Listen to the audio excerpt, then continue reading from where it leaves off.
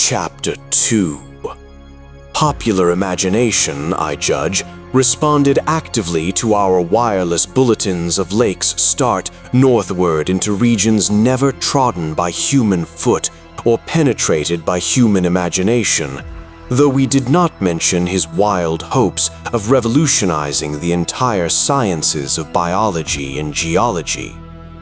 His preliminary sledging and boring journey of January 11th to 18th with Pabodie and 5 others, marred by the loss of 2 dogs in an upset when crossing one of the great pressure ridges in the ice, had brought up more and more of the Archean slate, and even I was interested by the singular profusion of evident fossil markings in that unbelievably ancient stratum. These markings, however, were of very primitive life forms, involving no great paradox, except that any life forms should occur in rock as definitely Precambrian as this seemed to be.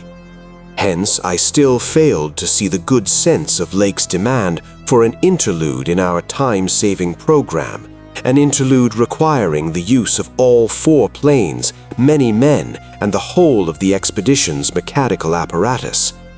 I did not, in the end, veto the plan, though I decided not to accompany the northward party despite Lake's plea for my geological advice. While they were gone, I would remain at the base with Pabodie and 5 men and work out final plans for the eastward shift.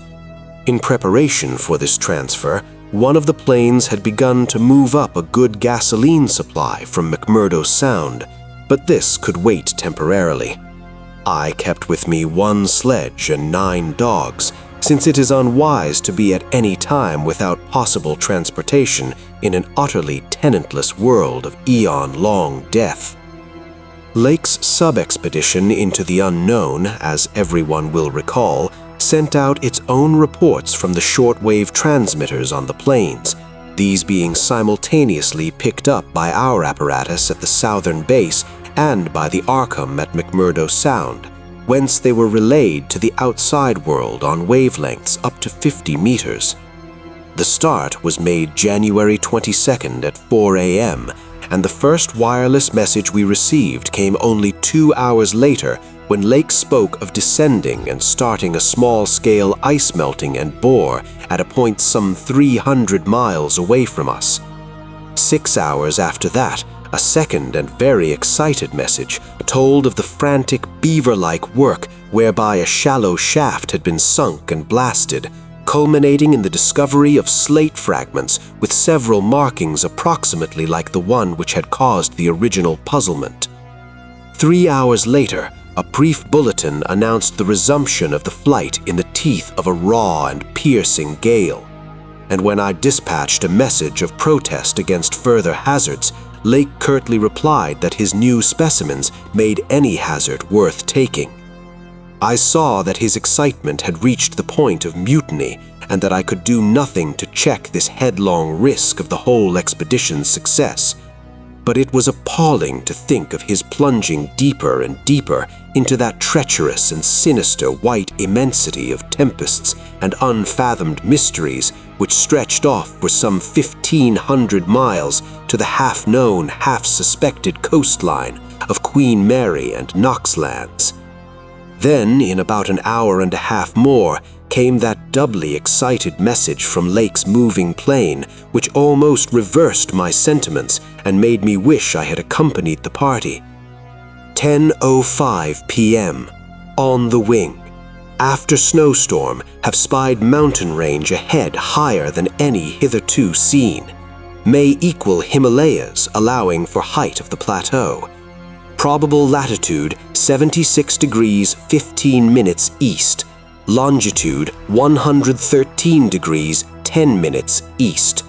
Reaches far as can see to right and left. Suspicion of 2 smoking cones. All peaks black and bare of snow. Gale blowing off them impedes navigation. Then, in about an hour and a half more, came that doubly excited message from Lake's moving plane, which almost reversed my sentiments and made me wish I had accompanied the party. Moulton's plane forced down on the plateau in foothills, but nobody hurt and perhaps can repair. Shall transfer essentials to the other 3 for return or further moves if necessary, but no more heavy plane travel needed just now. Mountains surpass anything in imagination. Am going up scouting in Carroll's plane with all weight out. You can't imagine anything like this. Highest peaks must go over 35,000 feet. Everest out of the running. Atwood to work out height with theodolite while Carroll and I go up. Probably wrong about cones, for formations look stratified. Possibly Precambrian slate with other strata mixed in. Queer skyline effects, regular sections of cubes clinging to highest peaks. Whole thing marvelous in red-gold light of low sun. Like land of mystery in a dream or gateway to forbidden world of untrodden wonder. Wish you were here to study. Though it was technically sleeping time, not one of us listeners thought for a moment of retiring. It must have been a good deal the same at McMurdo Sound, where the supply cache and the Arkham were also getting the messages, for Captain Douglas gave out a call congratulating everybody on the important find, and Sherman, the cache operator, seconded his sentiments. We were sorry, of course, about the damaged aeroplane, but hoped it could be easily mended. Then, at 11 p.m., came another call from Lake. Up with Carroll over highest foothills. Don't dare try really tall peaks in present weather, but shall later. Frightful work climbing and hard going at this altitude, but worth it. Great range fairly solid, hence can't get any glimpses beyond. Main summits exceed Himalayas and very queer. Range looks like Precambrian slate with plain signs of many other upheaved strata. Was wrong about volcanism. Goes farther in either direction than we can see. Swept clear of snow above about 21,000 feet. Odd formations on the slopes of highest mountains. Great low square blocks with exactly vertical sides and rectangular lines of low vertical ramparts like the old Asian castles clinging to steep mountains in Roerich's paintings. Impressive from distance. Flew close to some, and Carroll thought they were formed of smaller separate pieces, but that is probably weathering. Most edges crumbled and rounded off, as if exposed to storms and climate changes for millions of years. Parts, especially upper parts, seem to be of lighter colored rock than any visible strata on slopes proper, hence an evidently crystalline origin. Close flying shows many cave mouths, some unusually regular in outline, square or semicircular. You must come and investigate. Think I saw a rampart squarely on top of one peak. Height seems about 30,000 to 35,000 feet. Am up 21,500 myself, in devilish gnawing cold.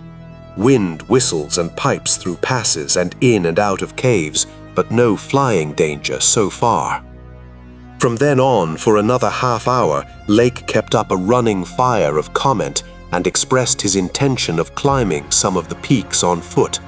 I replied that I would join him as soon as he could send a plane, and that Pabodie and I would work out the best gasoline plan, just where and how to concentrate our supply in view of the expedition's altered character. Obviously, Lake's boring operations, as well as his aeroplane activities, would need much delivered at the new base which he was to establish at the foot of the mountains, and it was possible that the eastward flight might not be made after all this season. In connection with this business, I called Captain Douglas and asked him to get as much as possible out of the ships and up the barrier with the single dog team we had left there. A direct route across the unknown region between Lake and McMurdo Sound was what we really ought to establish. Lake called me later to say that he had decided to let the camp stay where Moulton's plane had been forced down and where repairs had already progressed somewhat. The ice sheet was very thin, with dark ground here and there visible, and he would sink some borings and blasts at that very point before making any sledge trips or climbing expeditions. He spoke of the ineffable majesty of the whole scene and the queer state of his sensations at being in the lee of vast silent pinnacles whose ranks shot up like a wall reaching the sky at the world's rim. Atwood's theodolite observations had placed the height of the 5 tallest peaks at from 30,000 to 34,000 feet. The wind-swept nature of the terrain clearly disturbed Lake, for it argued the occasional existence of prodigious gales, violent beyond anything we had so far encountered. His camp lay a little more than 5 miles from where the higher foothills rose abruptly. I could almost trace a note of subconscious alarm in his words, flashed across a glacial void of 700 miles, as he urged that we all hasten with the matter and get the strange new region disposed of as soon as possible. He was about to rest now, after a continuous day's work of almost unparalleled speed, strenuousness, and results. In the morning, I had a 3-cornered wireless talk with Lake and Captain Douglas at their widely separated bases. It was agreed that one of Lake's planes would come to my base for Peabody, the 5 men, and myself, as well as for all the fuel it could carry. The rest of the gasoline question, depending on our decision about an easterly trip, could wait for a few days, since Lake had enough for immediate heat and borings. Eventually, the old southern base ought to be restocked, but if we postponed the easterly trip, we would not use it till next summer, and meanwhile, Lake must send a plane to explore a direct route between his new mountains and McMurdo Sound. Peabody and I prepared to close our base for a short or long period as the case might be. If we wintered in the Antarctic, we would probably fly straight from Lake's base to the Arkham without returning to this spot. Some of our conical tents had already been reinforced by blocks of hard snow, and now we decided to make the job of making a permanent village. Owing to a very liberal tent supply, Lake had with him all that his base would need, even after our arrival. I wirelessed that Peabody and I would be ready for the northwestward move after 1 day's work and 1 night's rest. Our labors, however, were not very steady after 4 p.m. For about that time, Lake began sending in the most extraordinary and excited messages. His working day had started unpropitiously, since an aeroplane survey of the nearly exposed rock surfaces showed an entire absence of those Archean and primordial strata for which he was looking, and which formed so great a part of the colossal peaks that loomed up at a tantalizing distance from the camp. Most of the rocks glimpsed were apparently Jurassic and Comanchian sandstones and Permian and Triassic schists, with now and then a glossy black outcropping suggesting a hard and slaty coal. This rather discouraged Lake, whose plans all hinged on unearthing specimens more than 500 million years older. It was clear to him that in order to recover the Archean slate vein in which he had found the odd markings, he would have to make a long sledge trip from these foothills to the steep slopes of the gigantic mountains themselves. He had resolved, nevertheless, to do some local boring as part of the expedition's general program. Hence, he set up the drill and put 5 men to work with it while the rest finished settling the camp and repairing the damaged aeroplane. The softest visible rock, a sandstone about 1/4 of a mile from the camp, had been chosen for the first sampling, and the drill made excellent progress without much supplementary blasting. It was about 3 hours afterward, following the first really heavy blast of the operation, that the shouting of the drill crew was heard, and that young Gedney, the acting foreman, rushed into the camp with the startling news. They had struck a cave. Early in the boring, the sandstone had given place to a vein of Comanchian limestone, full of minute fossil cephalopods, corals, ichini, and spirifera, and with occasional suggestions of siliceous sponges and marine vertebrate bones, the latter probably of teleosts, sharks, and ganoids.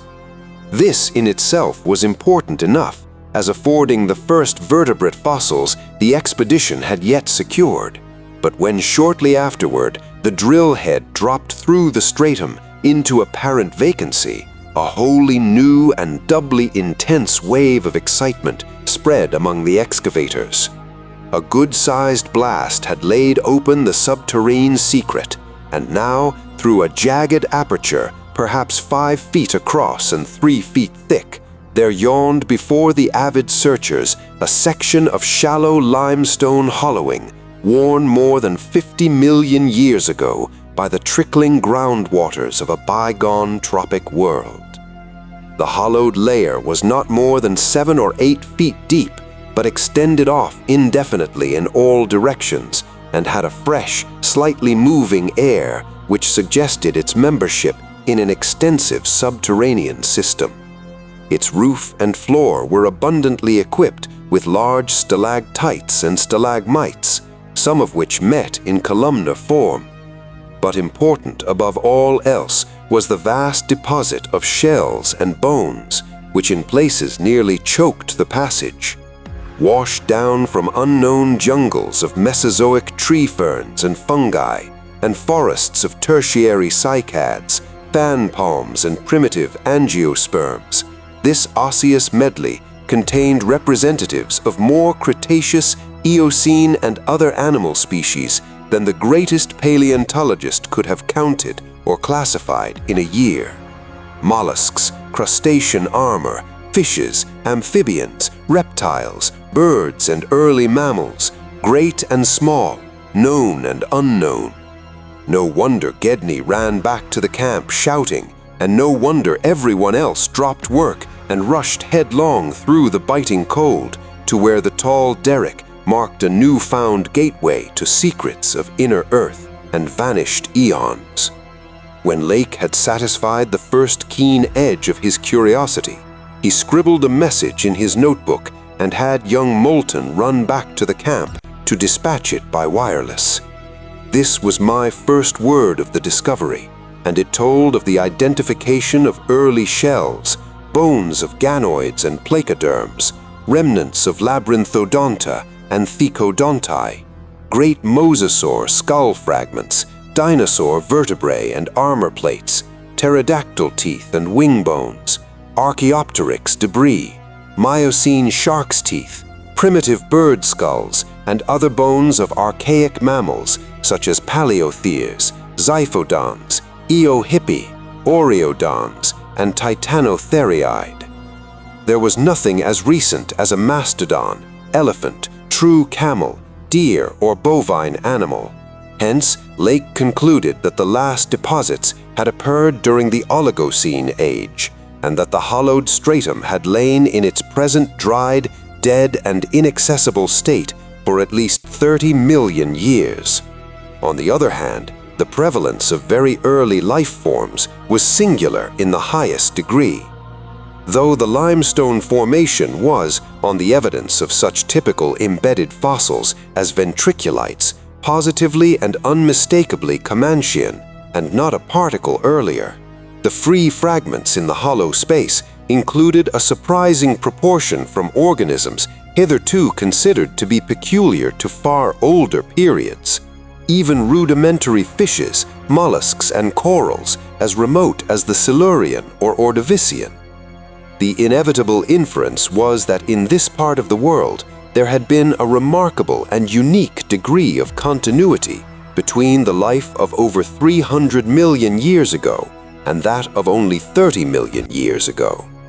How far this continuity had extended beyond the Oligocene age, when the cavern was closed, was of course past all speculation. In any event, the coming of the frightful ice in the Pleistocene, some 500,000 years ago, a mere yesterday as compared to the age of this cavity, must have put an end to any of the primal forms which had locally managed to outlive their common terms. Lake was not content to let his first message stand, but had another bulletin written and dispatched across the snow to the camp before Moulton could get back. After that, Moulton stayed at the wireless in one of the planes, transmitting to me and to the Arkham for relaying to the outside world the frequent postscripts that Lake sent him by a succession of messengers. Those who followed the newspapers will remember the excitement created among men of science by that afternoon's reports. Reports that have finally led, after all these years, to the leading of that very Starkweather Moor expedition, which I am so anxious to dissuade from its purposes.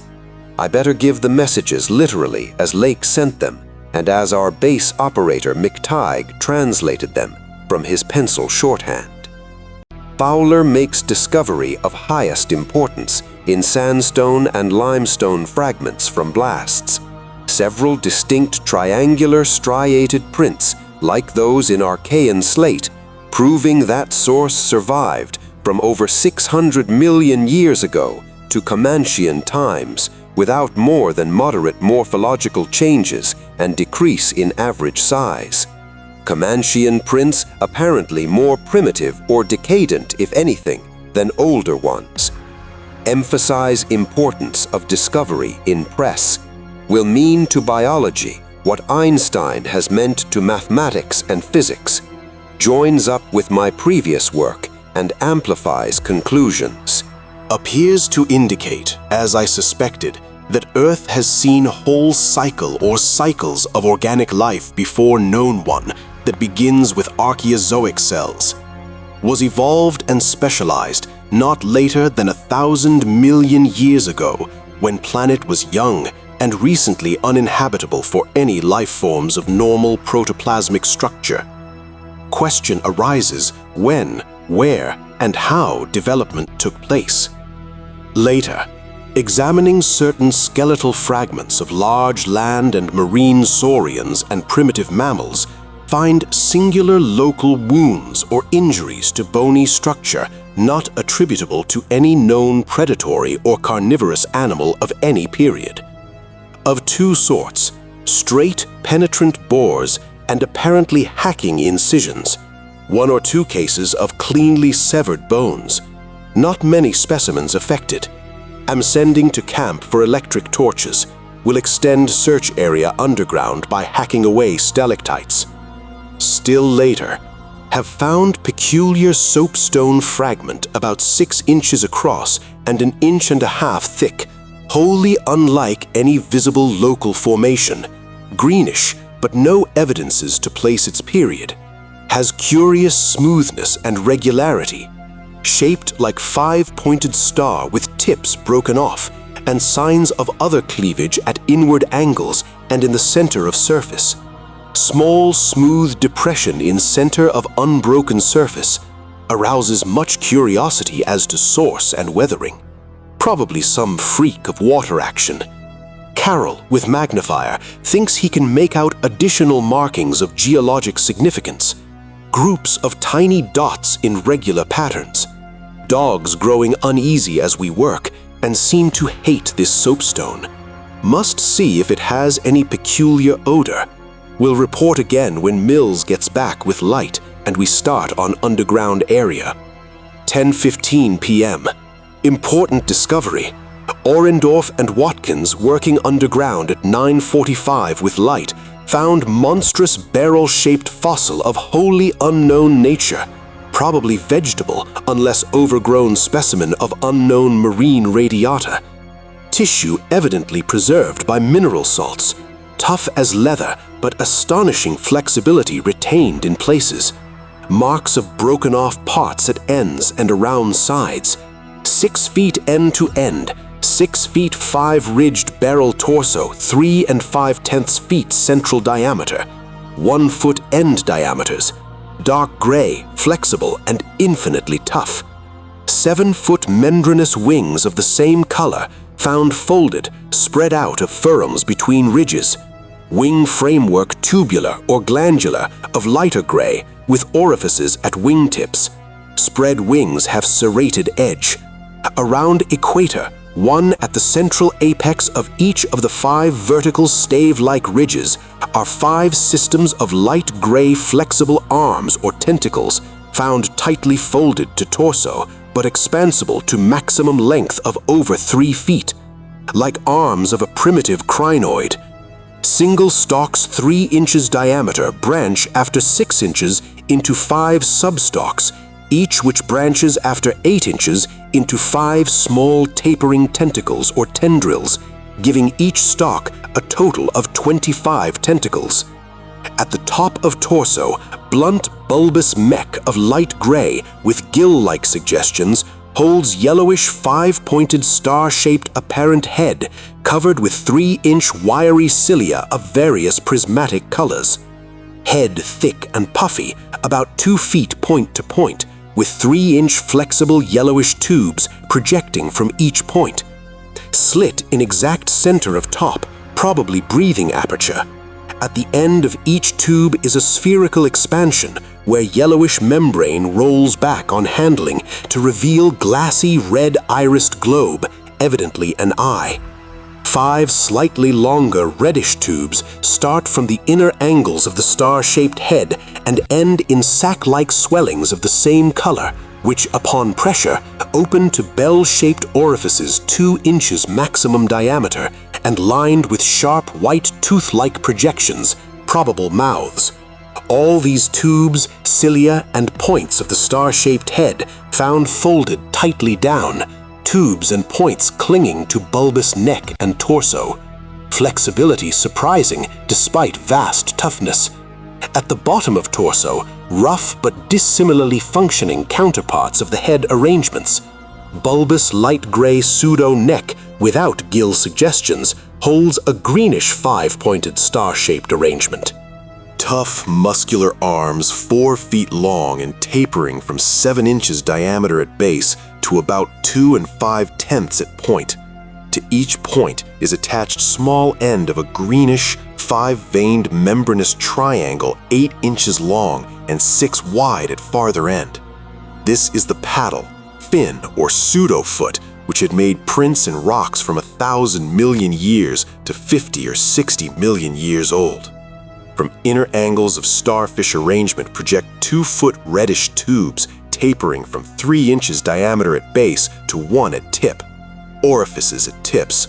All these parts infinitely tough and leathery, but extremely flexible. 4-foot arms with paddles undoubtedly used for locomotion of some sort, marine or otherwise. When moved, display suggestions of exaggerated muscularity. As found, all these projections tightly folded over pseudo-neck and end of torso, corresponding to projections at other end. Cannot yet assign positively to animal or vegetable kingdom, but odds now favor animal. Probably represents incredibly advanced evolution of radiata without loss of certain primitive features. Echinoderm resemblance is unmistakable despite local contradictory evidences. Wing structure puzzles in view of probable marine habitat, but may have use in water navigation. Symmetry is curiously vegetable-like, suggesting vegetables' essential up and down structure rather than animals' fore and aft structure. Fabulously early date of evolution, preceding even simplest Archean protozoa hitherto known, baffles all conjecture as to origin. Complete specimens have such uncanny resemblance to certain creatures of primal myth that suggestion of ancient existence outside Antarctic becomes inevitable.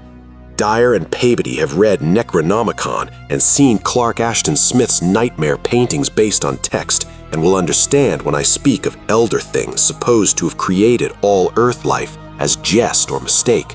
Students have always thought conception formed from morbid imaginative treatment of very ancient tropical radiata, also like prehistoric folklore things Wilmarth has spoken of, Cthulhu cult appendages, etc. Vast field of study opened, deposits probably of late Cretaceous or early Eocene period, judging from associated specimens. Massive stalagmites deposited above them, hard work hewing out, but toughness prevented damage. State of preservation miraculous, evidently owing to limestone action. No more found so far, but will resume search later. Job now to get 14 huge specimens to camp without dogs, which bark furiously and can't be trusted near them. With 9 men, 3 left to guard the dogs, we ought to manage the 3 sledges fairly well, though wind is bad. Must establish plane communication with McMurdo Sound and begin shipping material. But I've got to dissect one of these things before we take any rest. Wish I had a real laboratory here. Dyer better kick himself for having tried to stop my westward trip. First the world's greatest mountains, and then this. If this last isn't the high spot of the expedition, I don't know what is. We're made scientifically. Congrats, Peabody, on the drill that opened up the cave. Now, will Arkham please repeat description? The sensations of Peabody and myself at receipt of this report were almost beyond description, nor were our companions much behind us in enthusiasm. McTee, who had hastily translated a few high spots as they came from the droning receiving set, wrote out the entire message from his shorthand version as soon as Lake's operator signed off. All appreciated the epic-making significance of the discovery, and I sent Lake congratulations as soon as the Arkham's operator had repeated back the descriptive parts as requested, and my example was followed by Sherman from his station at the McMurdo Sound supply cache, as well as Captain Douglas of the Arkham. Later, as head of the expedition, I added some remarks to be relayed through the Arkham to the outside world. Of course, rest was an absurd thought amidst this excitement, and my only wish was to get to Lake's camp as quickly as I could. It disappointed me when he sent word that a rising mountain gale made early aerial travel impossible. But within an hour and a half, interest again rose to banish disappointment. Lake, sending more messages, told of the completely successful transportation of the 14 great specimens to the camp. It had been a hard pull, for the things were surprisingly heavy, but 9 men had accomplished it very neatly. Now some of the party were hurriedly building a snow corral at a safe distance from the camp, to which the dogs could be brought for greater convenience in feeding. The specimens were laid out on the hard snow near the camp, save for one on which Lake was making crude attempts at dissection. This dissection seemed to be a greater task than had been expected, for despite the heat of a gasoline stove in the newly raised laboratory tent, the deceptively flexible tissues of the chosen specimen, a powerful and intact one, lost nothing of their more than leathery toughness. Lake was puzzled as to how he might make the requisite incisions without violence destructive enough to upset all the structural niceties he was looking for. He had, it is true, 7 more perfect specimens, but these were too few to use up recklessly unless the cave might later yield an unlimited supply. Accordingly, he removed the specimen and dragged in one that, having remnants of the starfish arrangements at both ends, was badly crushed and partly disrupted along one of the great torso furrows. Results, quickly reported over the wireless, were baffling and provocative indeed. Nothing like delicacy or accuracy was possible with instruments hardly able to cut the anomalous tissue, but the little that was achieved left us all awed and bewildered. Existing biology would have to be wholly revised, for this thing was no product of any cell growth science knows about. There had been scarcely any mineral replacement, and despite an age of perhaps 40 million years, the internal organs were wholly intact. The leathery, undeteriorative, and almost indestructible quality was an inherent attribute of the thing's form of organization, and pertained to some Paleocene cycle of invertebrate evolution utterly beyond our powers of speculation. At first, all that Lake found was dry, but as the heated tent produced its thawing effect, organic moisture of pungent and offensive odor was encountered toward the thing's uninjured side. It was not blood, but a thick, dark green fluid, apparently answering the same purpose. By the time Lake reached this stage, all 37 dogs had been brought to the still uncompleted corral near the camp, and even at that distance set up a savage barking and show of restlessness at the acrid, diffusive smell. Far from helping to place the strange entity, this provisional dissection merely deepened its mystery. All guesses about its external members had been correct, and on the evidence of these, one could hardly hesitate to call the thing animal. But internal inspection brought up so many vegetable evidences that Lake was left hopelessly at sea. It had digestion and circulation and eliminated waste matter through the reddish tubes of its starfish-shaped base. Cursorily, one would say that its respiratory apparatus handled oxygen rather than carbon dioxide, and there were odd evidences of air storage chambers and methods of shifting respiration from the external orifice to at least two other fully developed breathing systems, gills and pores. Clearly, it was amphibian and probably adapted to long airless hibernation periods as well. Vocal organs seemed present in connection with the main respiratory system, but they presented anomalies beyond immediate solution. Articulate speech in the sense of syllable utterance seemed barely conceivable, but musical piping notes covering a wide range were highly probable. The muscular system was almost preternaturally developed. The nervous system was so complex and highly developed as to leave Lake aghast. Though excessively primitive and archaic in some respects, the thing had a set of ganglia centers and connectives arguing the very extremes of specialized development. Its 5-lobed brain was surprisingly advanced, and there were signs of a sensory equipment served in part through the wiry cilia of the head, involving factors alien to any other terrestrial organism. Probably it had more than 5 senses, so that its habits could not be predicted from any existing analogy. It must, Lake thought, have been a creature of keen sensitiveness and delicately differentiated functions in its primal world, much like the ants and bees of today. It reproduced like the vegetable cryptogams, especially the pteridophyta, having spore cases at the tips of the wings and evidently developing from a thallus or prothallus. But to give it a name at this stage was mere folly. It looked like a radiate, but was clearly something more. It was partly vegetable, but had 3/4 of the essentials of animal structure. That it was marine in origin, its symmetrical contour and certain other attributes clearly indicated, yet one could not be exact as to the limit of its later adaptations. The wings, after all, held a persistent suggestion of the aerial.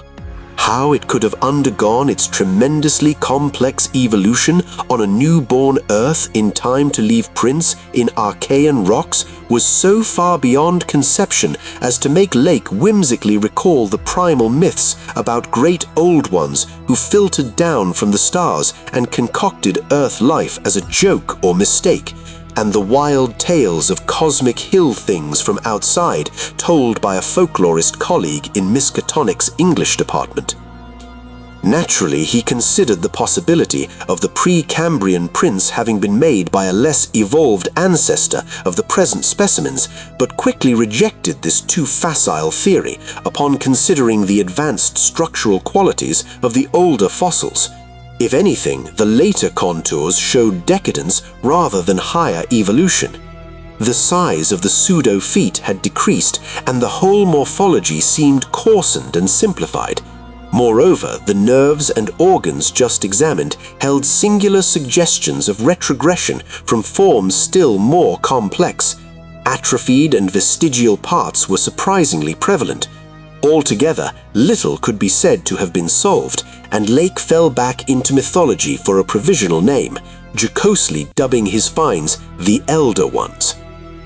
At about 2:30 a.m., having decided to postpone further work and get a little rest, he covered the dissected organism with a tarpaulin, emerged from the laboratory tent, and studied the intact specimens with renewed interest. The ceaseless Antarctic sun had begun to limber up their tissues a trifle, so that the head points in tubes of 2 or 3 showed signs of unfolding, but Lake did not believe there was any danger of immediate decomposition in the almost sub-zero air. He did, however, move all the undissected specimens closer together and throw a spare tent over them in order to keep off the direct solar rays. That would also help to keep their possible scent away from the dogs, whose hostile unrest was really becoming a problem even at their substantial distance and behind the higher and higher snow walls, which an increased quota of the men were hastening to raise around their quarters. He had to weight down the corners of the tent cloth with heavy blocks of snow to hold it in place amidst the rising gale, for the Titan mountain seemed about to deliver some gravely severe blasts. Early apprehensions about Antarctic winds were revived, and under Atwood's supervision, precautions were taken to bank the tents, new dog corral, and crude aeroplane shelters with snow on the mountainward side. These latter shelters, begun with hard snow blocks during odd moments, were by no means as high as they should have been, and Lake finally detached all hands from other tasks to work on them. It was after 4 when Lake at last prepared to sign off and advised us all to share the rest period his outfit would take when the shelter walls were a little higher. He held some friendly chat with Paybody over the ether and repeated his praise of the really marvelous drills that had helped him make his discovery. Atwood also sent greetings and praises. I gave Lake a warm word of congratulation, owning up that he was right about the western trip, and we all agreed to get in touch by wireless at 10 in the morning. If the gale was then over, Lake would send a plane for the party at my base. Just before retiring, I dispatched a final message to the Arkham with instructions about toning down the day's news for the outside world, since the full details seemed radical enough to rouse a wave of incredulity until further substantiated.